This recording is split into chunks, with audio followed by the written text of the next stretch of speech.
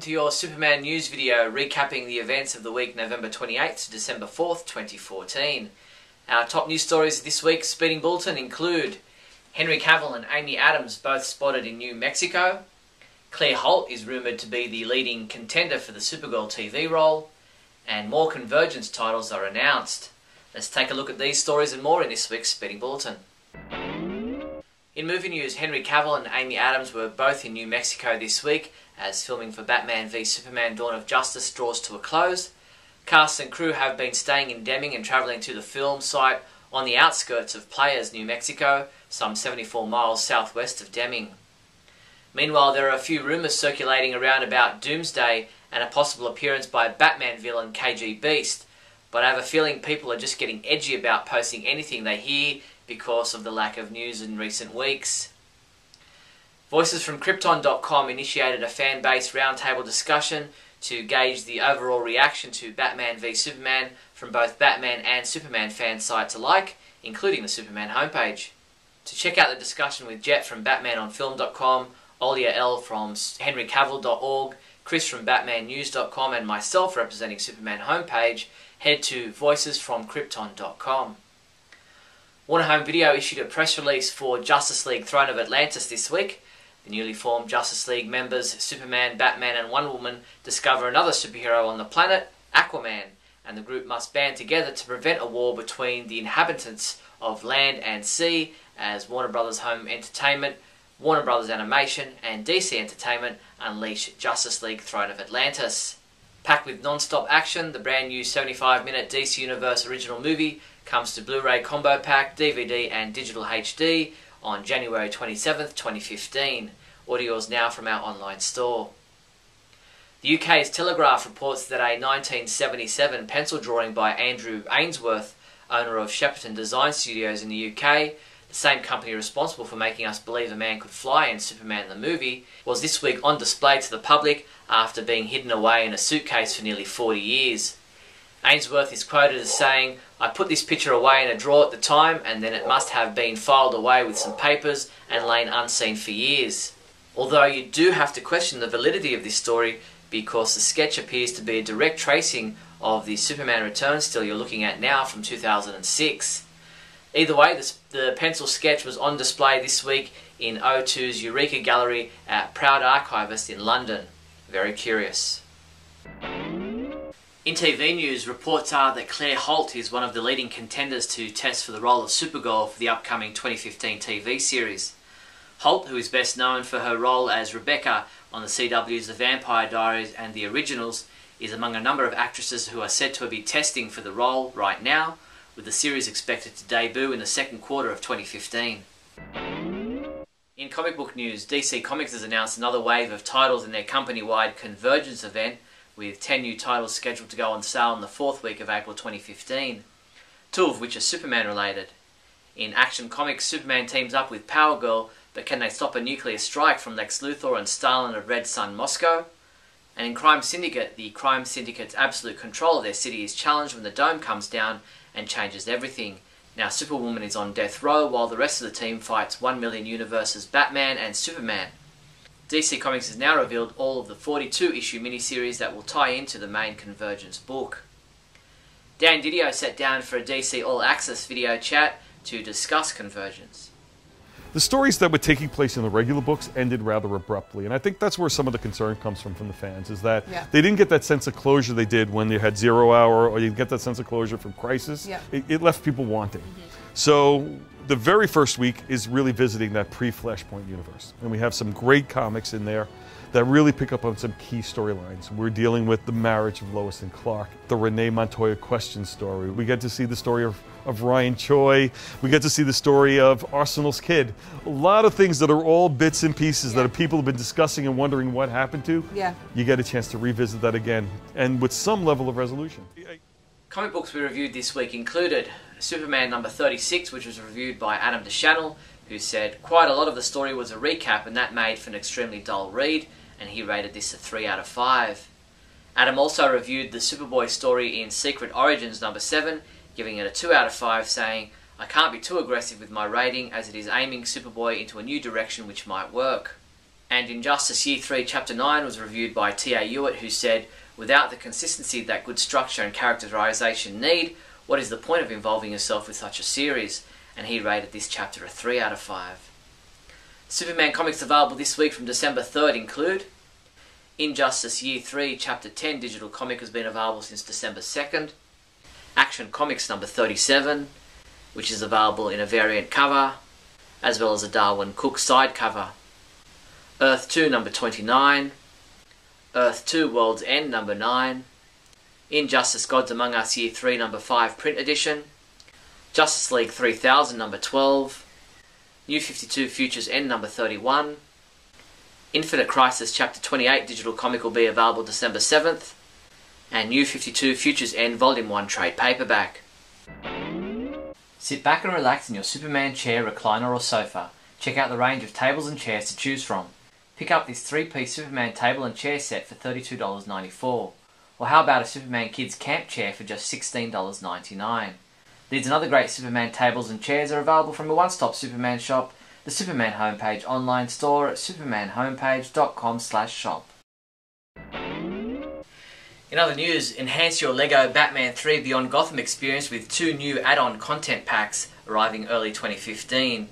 With the Bizarro World Pack, the latest addition to the LEGO Batman 3 Beyond Gotham DLC Season Pass, players will gain access to new LEGO DC Comics characters and locations, additional story-driven content, cool new items, and much more. Additionally, fans will be treated to a free Heroines and Villainesses pack in the coming year.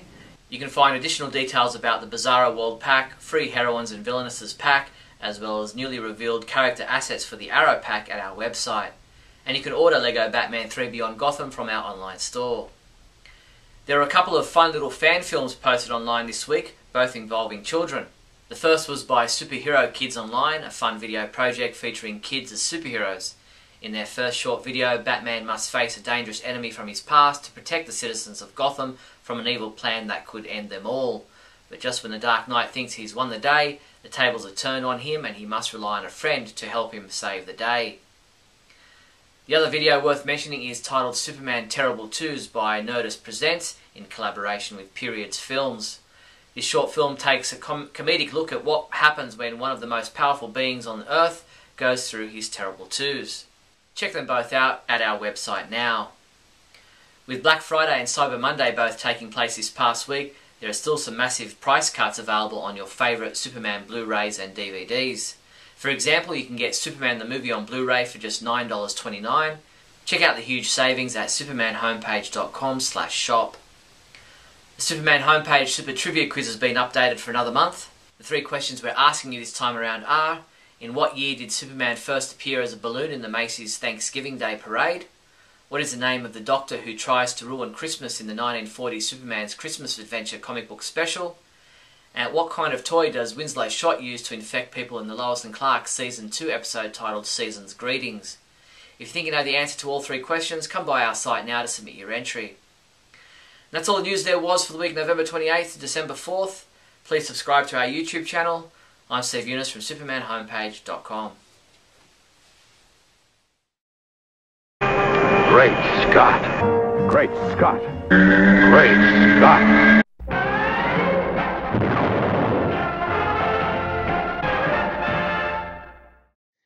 It's not easy to be me.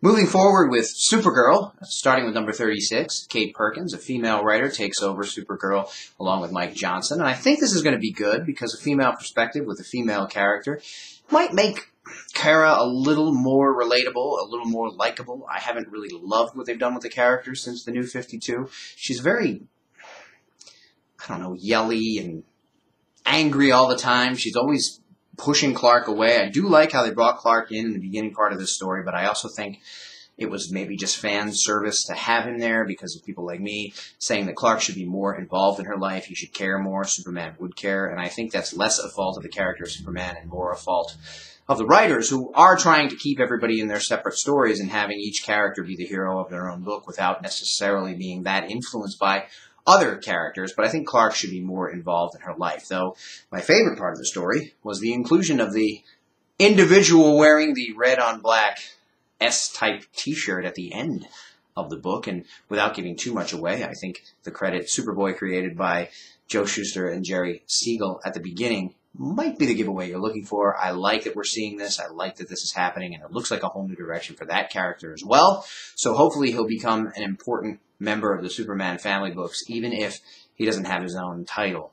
The Superman Wonder Woman book I'm enjoying. I do like the dynamic of the relationship between the world's greatest hero and the Amazon princess. And I even though it does seem like in almost every panel they're showing us over and over again why Clark and Diana wouldn't be able to make it as a couple. She totally doesn't understand him.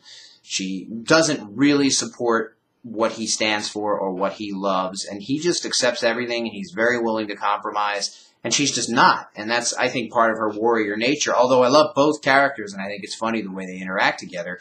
And in this story, she does say at one point, if it makes you happy, Clark, that's all I'm interested in. So maybe she's learning, or maybe she really has kind of changed a little bit. We'll see how that goes. The story was interesting, and we, of course, have the appearance of this weird Wonder Star character at the end, who some people I've talked to are supposing that this might be a certain character from the future who may or may not have parentage of the famous and super-powered Persuasion. We'll see how that goes. I've already made clear how unhappy I am with the Superman book. Jeff Johns is a great writer. I love his dialogue. I love his story idea. But I just cannot get behind the artwork, and it's really, really sloppy, really bad, seems really rushed, and maybe that was part of the problem with Superman Unchained. They just wanted it to be beautiful, and they just couldn't keep up with the schedule they set for themselves. Action Comics is interesting, but Lana Lang has really changed as a character, and she's really annoying me with her "get away from me, Clark, you killed my parents" routine. I wish they hadn't done that, because now she has to blame Superman, even though it wasn't really his fault. He was doing his best, as he always is, and they ended up killed, with a lot of people who were killed in Smallville and other places in the world when that whole War and Doom storyline was going on. Meanwhile, Superman was trying to win and save the entire planet. He can't be there for everyone all the time. I kind of like the relationship between Lana and John Henry Irons, but I did love John Henry when he was a modest construction worker who loved Superman because he has saved his life, and the New 52 has changed all that. So, I don't know, the state of comics isn't flooring me at the moment. In the 90s, when I got into it with Death of Superman, I was very passionate about it. I loved it a lot, and I enjoyed the stories. Not all of them, some were clunkers. But now it's, I don't know, everything's dark and dreary, and everything's got to be ominous and all the time. I don't know, but that's the way I feel, and I'm going to keep reading them for you guys and for the radio show, and I like a lot of the art, and I do love the characters, so hopefully it gets better with these new creative teams. We'll see how it goes. Thanks everybody for watching, and remember, always look up in the sky. Da-da,